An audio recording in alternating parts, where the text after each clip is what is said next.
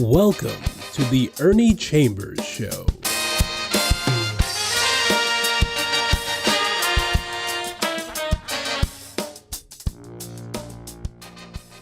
Brothers, sisters, friends, enemies, and neutrals.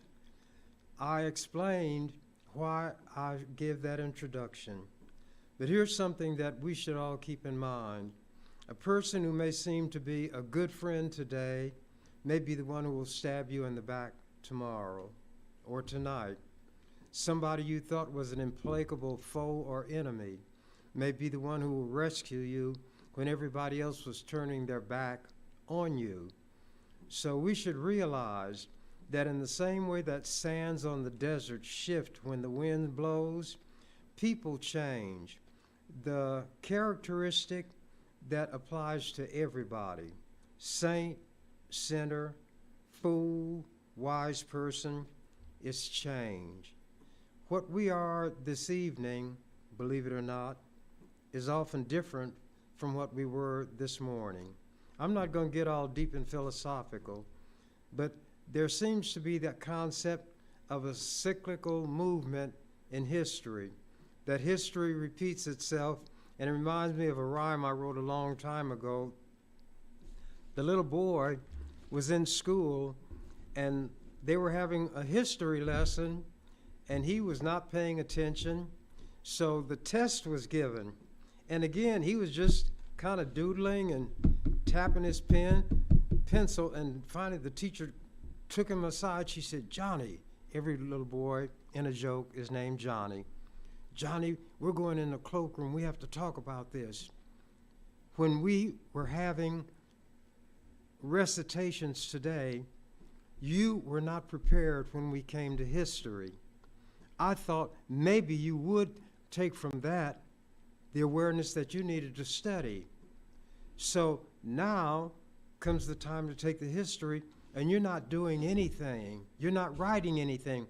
"Why is that, Johnny?" He said, "Well, teacher, I heard everybody say that history repeats itself, so I thought I'd just let history tell its own story, because history would get it right." All that comedians do is take something that is very ordinary and dress it up in different clothing. And people know that issue that is the subject of the joke, but they never would have made the joke because they think in a straight line. Comedians go in, out, roundabout, up, down, and hit you when you're not expecting it. I don't mean like Will Smith hit that guy. I'm not even going to call his name because it was so embarrassing and he probably wants to get over it.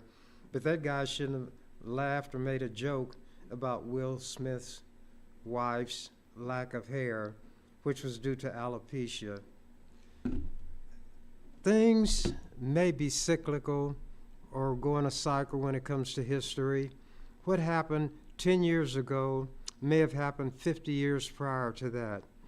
What I'm going to do is touch on what is happening to the Palestinians. I identify with them. The Palestinians had a country called Palestine, and European Jews running from the Nazis and discrimination in Europe came to Palestine, and to make a long story short, began to drive the Palestinians into less and less land until they took it over. There's a racist poem that's given about the Japanese, and you can apply it to what the Israelis did and are doing to a murderous degree to the Palestinians. How courteous the Japanese.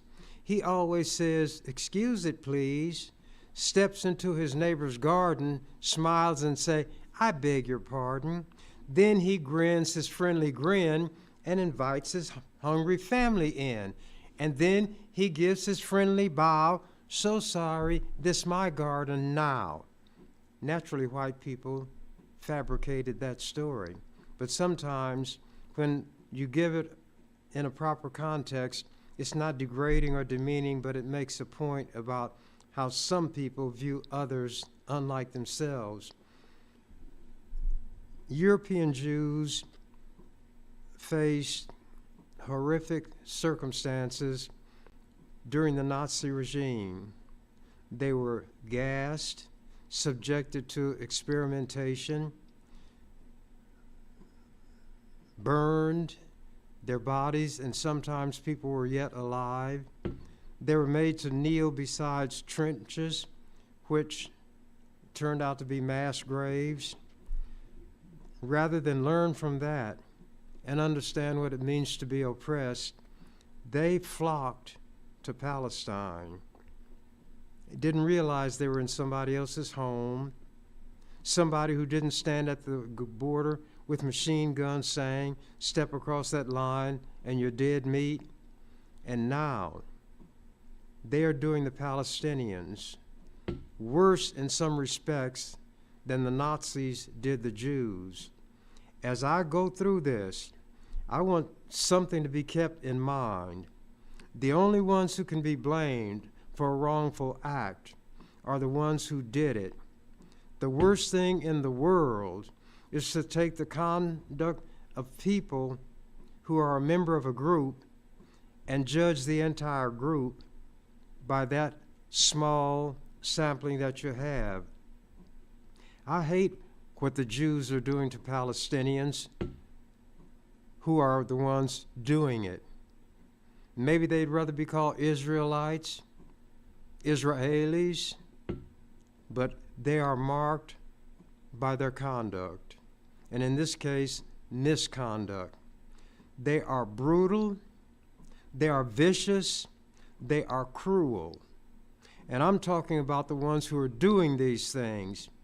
I don't care what a Jew in America may feel in terms of sympathizing with Netanyahu, who, by the way, has criminal charges pending over himself. There were demonstrations by hundreds of people, in some cases maybe thousands, because he wanted to undermine the courts and become an absolute dictator in the way that Trump hopes to do. And by the way, Trump is now selling Bibles. I'm not joking. He's selling Trump Bibles for $50. The gospel is for sale. Everything's for sale when it comes to you all's president, those of you who feel that the election was stolen from him. I don't want to be like water and spread all over the surface, but it's difficult for me to focus on one thing when there are so many things going on in the world, in this country, which merit discussion. But I'm going to try to put skid chains on my tongue, corral my unruly spirit, and focus on what I came here to talk about today. What must be kept in mind is that the Jews who are condemned must be the Jews who are doing that for which condemnation is given. We as black people, better probably than any other group, understand, but sometimes it's difficult to act on that when we watch what others are doing, that if Mr. A did something, don't mistreat Ms. B because she's near at hand. The Jews that I blame are the ones who are doing these things or facilitating these things that are being done that I will talk about. You could never get me to say, I hate every Jew. I hate every Italian. I hate every one of any group. Every person is responsible for his or her conduct. The degree of culpability is based on how deeply involved the person we're looking at is. Now, there can be fellow travelers, that's what they call people who are not out-and-out communists, but who had leanings in that direction, and all of them were hated. Suspicion was enough. Keep in mind that not every Jew, and I use that term to embrace all those everywhere in the world who call themselves Jews, even if it's only because they embrace the religion. Not every Israeli is involved in what is being done to the point where personal responsibility should rest on them. But Netanyahu is the one who is the evil person, and he indeed is evil. He is directing his people who carry guns. Remember this, by the way, a digression. Who has the tanks? The Israelis. Who has the armored vehicles? The Israelis. Who have the bombs? The Israelis. Who have the missiles? The Israelis. Who have the airplanes? The Israelis. Who are killing men, women, and babies? Israelis. The ones who do it and those who facilitate their doing it are the ones who bear the responsibility. But when there is a lot of anger, a lot of hostility, people don't make distinctions. Black people and the way we behaved during those terrible decades when we could be lynched on whim, when little black girls in a church on a Sunday morning being taught about a white Jesus could be blown into eternity, when black girls seeking a decent education walked down the hallways of these formerly segregated schools, they were spat upon. They would have stuff poured on them in the lunchroom by white people who were supposed to be the master race. And there were white adults who not only knew this, but joined in it. One of the most telling photographs is of this young black girl. She's clutching her books, and these ugly white people, faces contorted by hatred, screaming at her, the master race. One young black girl and this massive mob of screaming white people. You know the John Waynes, the heroes in mobs, they are unbeatable, one-on-one, and they are mice. We must have been portrayed and considered Superman, because to get one black man, they would always take a mob, always. And that mobbing spirit and instinct governs, by and large, the way black people are treated to this day. If you stay in your place, you're all right. But let me get to what I'm going to talk about. And I'm going to do some reading, and that will help control and corral my unruly spirit. These items that I'm reading from are from years and years ago, but they could be considered out of today's newspaper. This is the most recent one, and it's from July of 2020, 4 years roughly ago, in the World Herald. Israel must end its abusive policies and agree to justice for Palestinians. This essay by Douglas Patterson was signed by Patterson and the 16 other members of the Nebraskans for Peace Palestinian Rights Task Force, including leaders from local, academic, and faith communities. Israel's, quote, annexation of more Palestinian land is a crime, but it is in fact a continuation of Israel's crimes colonizing and terrorizing virtually all of Palestine since 1948, when the Jews influxed from Europe and took over. Excuse me. Moreover, it is a continuation of the vast European settler colonialism crimes that started in 1492 with Columbus and continued with Spanish, French, and English invasions of what conquerors would call the Americas. The United States' claim of, quote, manifest destiny, unquote, in 1845 over all indigenous land is an odd parallel with the Zionist claims to Palestine a mere 50 years later. Begun at that time by Jewish Zionists in several European countries, the colonization of Christian/Muslim Palestine in 1948 lingers like the last European settler colonial project, genocidal, ethnic cleansing, daily oppression, terrorism, a disaster like all the rest. An entire people has been dispossessed of their land. Debate continues as to whether the very establishment of Israel was itself a crime. Its 20th and 21st century apartheid policies sustain that debate. However, with the proposed, quote, annexation,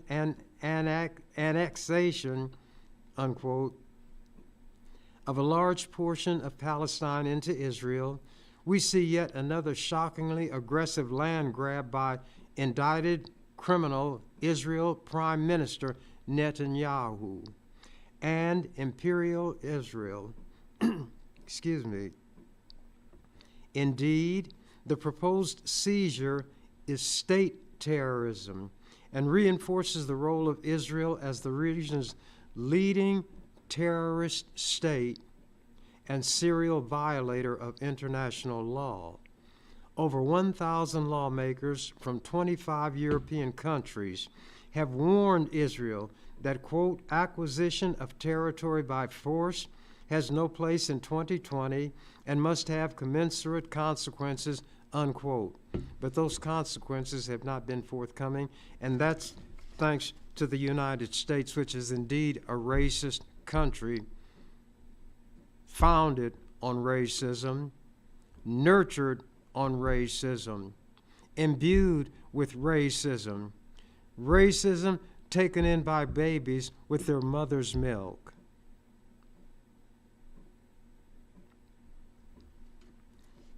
Going back, continuing. Reliable support from U.S. administrations over the years make us all responsible for this immoral Zionist settler apartheid project. See July 5th World Herald article on anti-apartheid activist Benjamin Pogrund.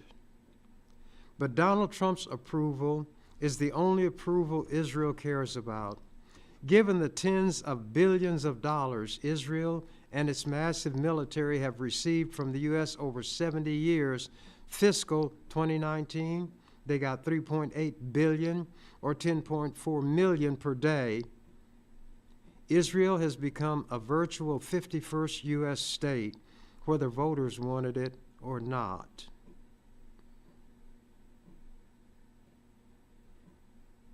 I'm going to skip some of this.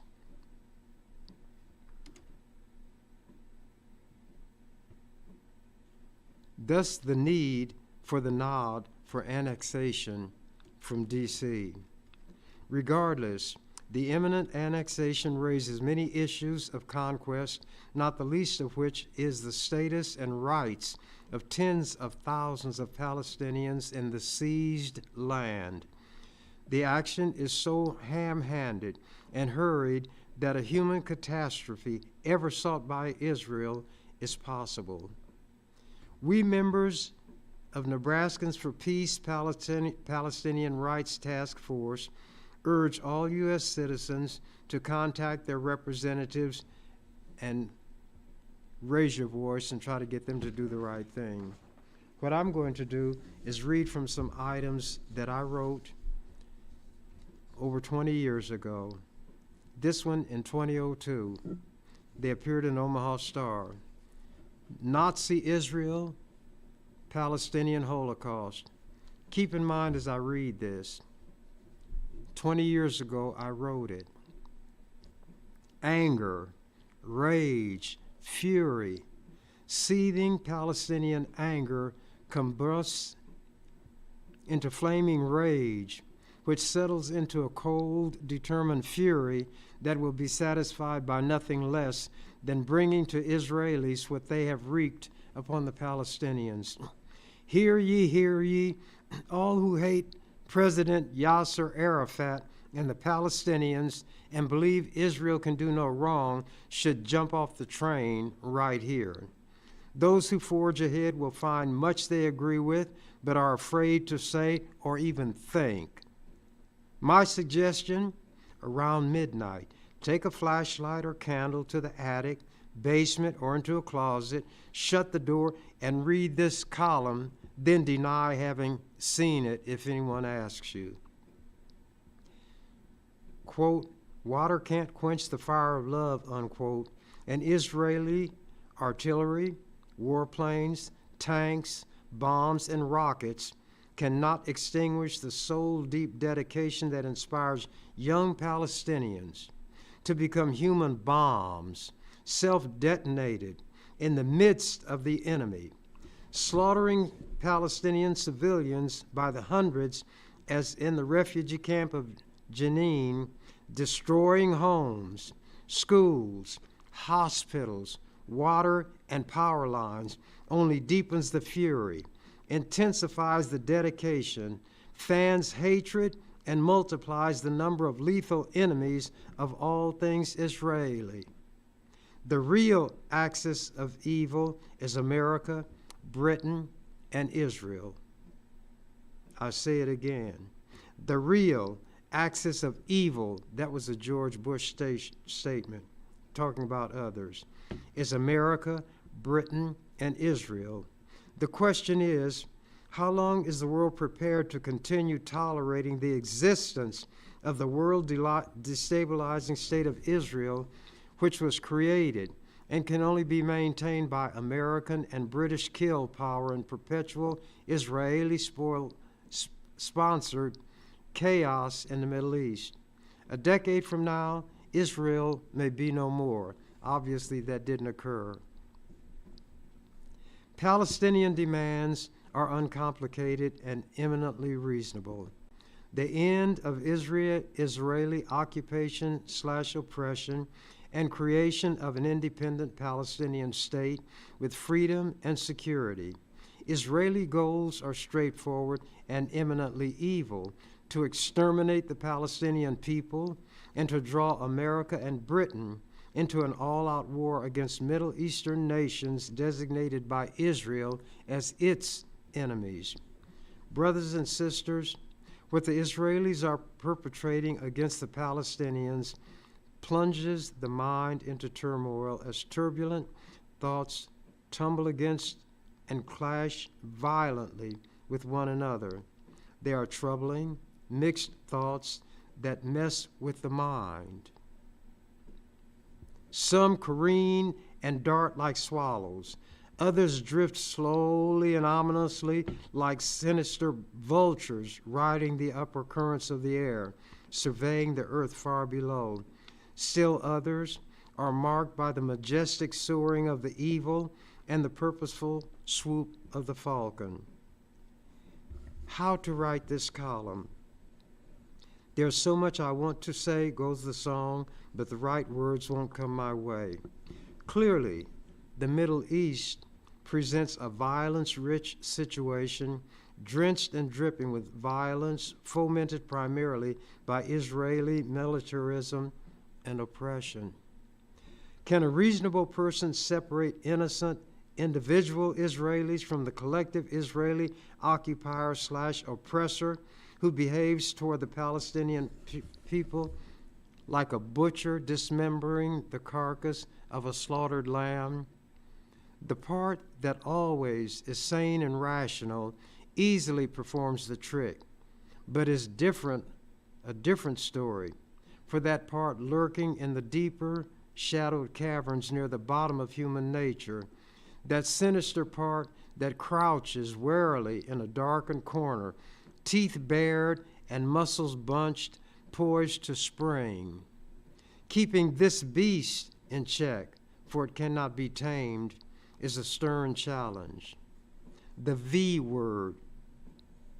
Racist America, and Nazi Israel have so much in common.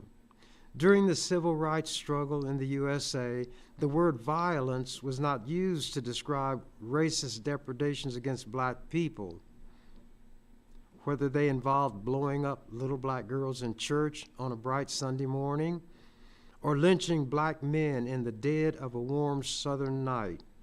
Instead, the V word was reserved for black victims of racist violence who merely demonstrated peaceably against the violence and spoke of the right of self-defense. In Palestine, the unjustified Israel taking of a Palestinian life is not an act of murder. When an innocent Palestinian is killed, it is not a death. Murder of Palestinians is not violence. Stop, children. What's that sound? The eerie sound is the echo of Nazi Germany, and that fearsome apparition is the looming, restless spirit of Adolf Hitler, whose destructive policies came to nothing in his own hands, but are coming to bountiful fruition through the Israelis as they undertake the systematic destruction of the Palestinian people, a wicked, genocidal policy dubbed the final solution when pursued by Hitler and his henchmen against the Jews. I'd rather talk than just read, but I stray and wander too much. Animals of the same species fight over territory in order to have sufficient means to meet their survival needs. Remember, animals of the same species fight only when it's necessary for their survival. Is it possible that Hitler feared/hated Jews so intensely, almost maniacally, because he perhaps saw something that others had missed? Did he think he discerned in Jews the same malignant spirit that drove him to belief that a German God had created superior Aryans and inferior Jews? And is that perverse notion asserting itself in the bloody spectacle of Israeli Jews attempting to isolate and exterminate the inferior Palestinians under the delusion that Jehovah chose them, gave them Palestine, and declared that they should annihilate the Palestinians? Will the Israelis duplicate Hitler's failed madness? In view of having coined the mantra Jews did, never again, after suffering through a Holocaust at the hands of the Nazis, it is remarkable and unsettling that Jews do it again to the Palestinians. The Israeli military is a combination of the Nazi Gestapo, Gehen, Staatspolice, or the secret police known as stormtroopers, and the militarized Waffen-SS, whose Death Heads units operated the concentration camps. Like the Nazi Israelis, both organizations, the SS and the Gestapo, were known and noted for terror tactics and extreme brutality, in the same way that Heinrich Himmler modeled his SS upon the Jesuit tenets of discipline and blind obedience. Jesuits are known as the soldiers of the Pope. Creighton is a Jesuit university. That's where I survived for 4 years and got a history degree and gave the Jesuits fits. But anyway, let me continue. Himmler modeled his SS upon the Jesuit tenets of discipline and blind obedience. The Israeli military is modeled after Nazi paradigms. In the refugee camp of Jenin, which has become a Nazi-Israeli death camp, the Israeli SS is slaughtering, mutilating, and incinerating scores of Palestinian civilians. How many of you all remember or even knew about this refugee camp where the Nazi Israelis were slaughtering Palestinians? They stop ambulances doctors, aid workers. Isn't that what these Jews are doing now? Right now, as I'm speaking to you. Rescuers with the International Red Cross and the Red Crescent have been fired on and some killed by the Israeli SS. In the past 15 days, as of April 13th that year, when this column was written, there have been 112 attacks upon ambulances and rescue workers who have been forced to watch helplessly as Palestinians bleed to death because the Israeli SS prevent them from rendering aid. Apache helicopters provided by the USA have launched attacks on the refugee camp, killing untold numbers of civilians, including pregnant women and children. Mangled and dismembered bodies are scattered about and piling up, creating horrendous health hazards in addition to agony and grief. If you watch the news, you see how the Israelis raided Gaza, which was Palestinian land, and drove them farther and farther south. More and more people, over 1 million, are in a relatively small area called Rafah. And that's where Benjamin Netanyahu said he's going to launch a ground attack. Against whom? Who's there? Civilians, men, women, and babies. These Jews, God's chosen people, supposedly, the ones who want sympathy because of what they claim happened to them at the hands of the Nazis, and they're doing to Palestinians worse things than the Nazis did to them. And this country is backing it up. Biden, chicken liver that he is afraid to do anything. But finally, America did not block a vote by the UN Security Council unanimously calling for a ceasefire by Israel. But Netanyahu said that doesn't mean anything to him. And he'll give Biden the back of the hand. But without American support, money, weaponry, Israel couldn't exist. And we as black people have to watch this and relive through what's happening to the Palestinians, what happened to our forefathers, foremothers, men, women, children. And the crowning humiliation is to be stripped naked and made to be in public that way, and that's what the Jews are doing. They are doing things that Nazis didn't do to them. People need to have painted with broad strokes what is happening to the Palestinians in 2024, right under everybody's nose.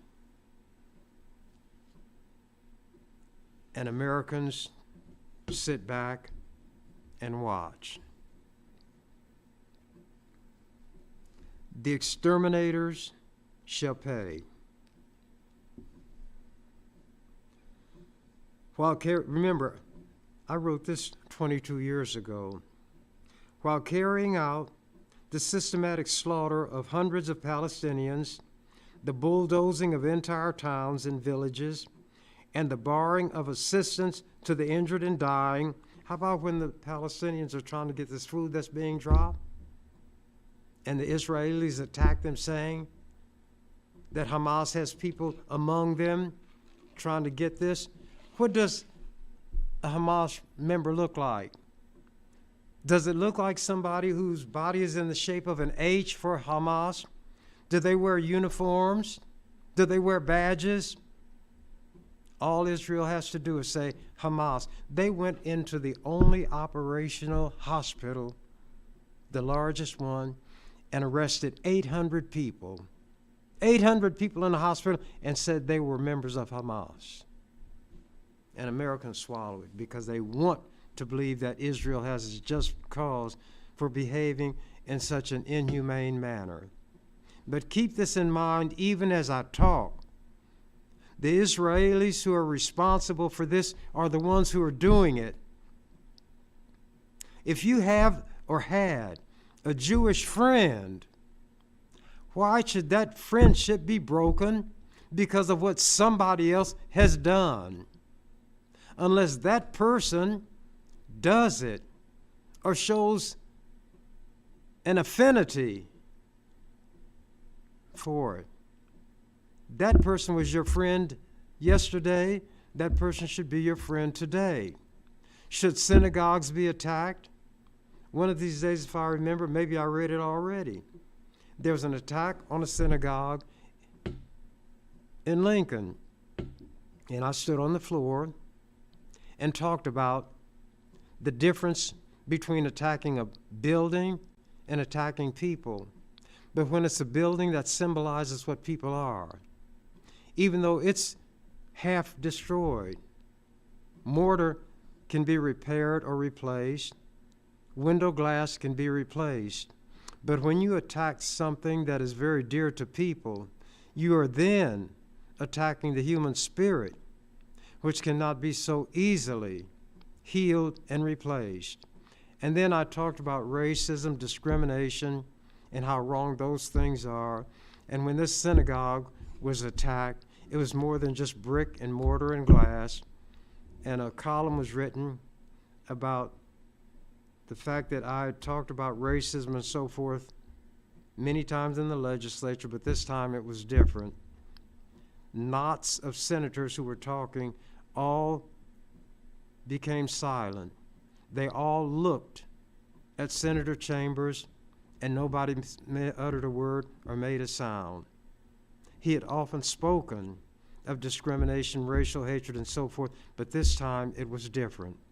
Now, if I hated all Jews, why should not I have exulted when a symbol of what means something to the Jews was attacked in this fashion? I can distinguish between a perpetrator and somebody who happens to look like the perpetrator but didn't do the perpetration. Make a distinction. We who are calling for justice must ourselves be just, and it's extremely difficult. When I was in that legislature, I saw every day how cruel, how selfish white people could be by the bills they would pass that would, as I say, support Daddy Warbucks and hurt little Orphan Annie. So I had to try to stand between them and little Orphan Annie and draw a line and say, this far shall you come, but no farther. And I did it for 46 years. And I have the documentation to prove it. We don't overcome the hatred by returning hatred for hatred. We can repel that hateful person, but it should be directed at that one who is doing it and the ones who support, but not others who happen to bear the same last name, the same general appearance, or whatever you call a racial characteristic. And it's difficult to be 1 out of 49, trying to tell the master race, so-called, how the master race should behave and comport itself. That my constituency consisted of the 3 L's, the least, the last, and the lost. Naturally, little children. Continuing. While carrying out the systematic slaughter of hundreds of Palestinians, the bulldozing of entire towns and villages, the barring of assistance to the injured and dying, the Israelis scream bloody murder when a few Israelis pay the supreme price. Ultimately, the oppressive Jews will pay as they always have throughout history. Every puppy has its day, as the Nazis learned when the time came for them to pay. History is inexorable, and cannot be escaped. A new generation of embittered Palestinians is being raised up and cultivated by hatred of the Israeli butchers and nurtured on the determination to utterly destroy the state of Israel, root and branch, for its murderous oppression and to smite Israelis hip and thigh. So when these racists in America say that there are people who want to destroy the state of Israel and think it shouldn't exist, they have reason. How many of you all condemn people who wanted to destroy the Nazi regime and the Nazis with it? But the Palestinians, who had people come into their land, take it, brutalize, literally murder them, their women and their children. Why should they want those murderers to have what would be called a state? They could not feel safe until root and branch of that thing no longer exist. You understand it when it's on your front porch. But when you look across the street and see it on your neighbor's porch, you say he or she must have done something or it wouldn't happen. But then when it comes to your porch, you dial 911 and want somebody to be there instantaneously. Continuing. When the day of reckoning comes, Israelis will ask brainlessly, as did the Americans after September 11th, why do they hate us? Before the current Israeli military onslaught, more than 1,600 Palestinians had been slain, providing more than 1,600 reasons why Israel is hated. Jenin was a refugee camp where the people in that camp were slaughtered. They were not an army. They were not uprising. They couldn't, because they were restricted to this area and confined, and it was described as a refugee camp.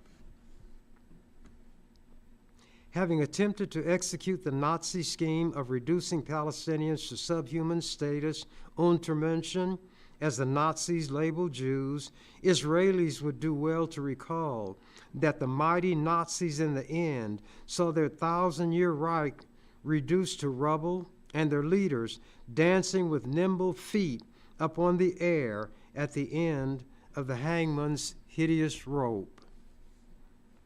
Suicide bombers. Do you recall the American suicide bombers who on September, and not that they were Americans, but it happened in America, who on September 11th crashed Flight 93 in Pennsylvania, because that plane was going to, maybe they were headed for the Pentagon or somewhere, but some passengers took it over and crashed it anyway. Do you recall the American suicide bombers who on September 11th crashed Flight 93 in Pennsylvania and by so doing took upon themselves the right to snuff out the lives of dozens of innocent passengers? Weren't they lionized as heroes because they committed suicide and killed other innocent people for a greater good?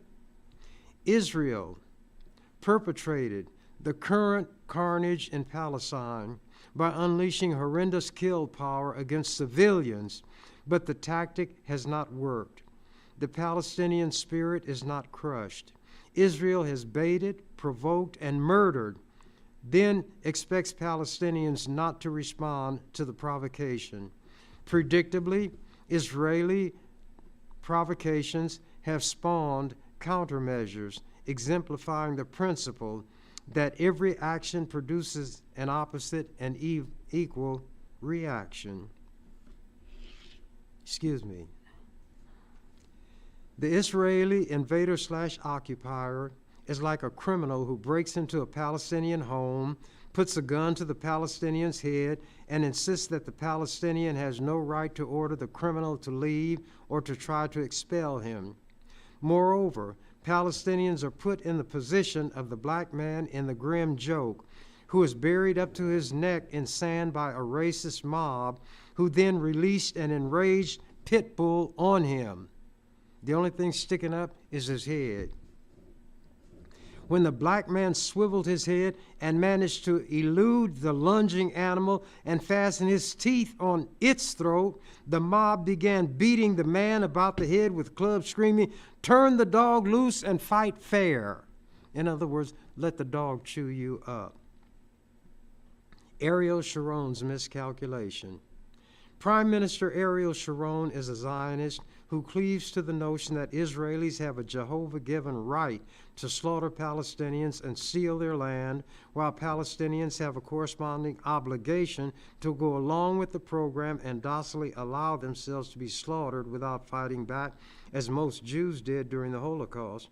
So Sharon, the butcher of Israel, blusters and brags. This is why I hate to read. Brags to Israelis from his safe hideout, like Bush on and after September 11th, quote, "I will protect you from the Palestinians," unquote. "Oh, really?" respond the Palestinians, accepting the challenge. "We will reach out and touch you in the heart of your stronghold, Jerusalem." Boom. Palestinians deliver. Sharon cannot. Sharon's unremitting violence and provocations are deemed okay. Palestinian response is not. That is known as the double standard. I'm going to read some more of this as time goes on, but it's difficult for me to take the whole time reading it, and maybe nobody wants to hear it. But there are things that all of us hear that we don't want to, even when they might be for our own good. Somebody could tell me I've got cancer and this and that has to be done about it. My plugging up my ears is not going to change anything. I need to listen, find out what can be done to rectify the situation, and cooperate. That's what an intelligent person will do. And if self-preservation is the first rule of nature, then to preserve self, it's best to listen to those who have the knowledge and the wherewithal to help with that preservation. There's a limit to what one person can do, but even that one person, and that could be you, has no knowledge in advance what that limit is. People find out that in certain circumstances, they, without even thinking consciously in the sense of logically reasoning and saying, I do 1, 2, 3, 4, 5, and I get to 6, they do what needs to be done, and there is a beneficial result. People have to learn how to be human.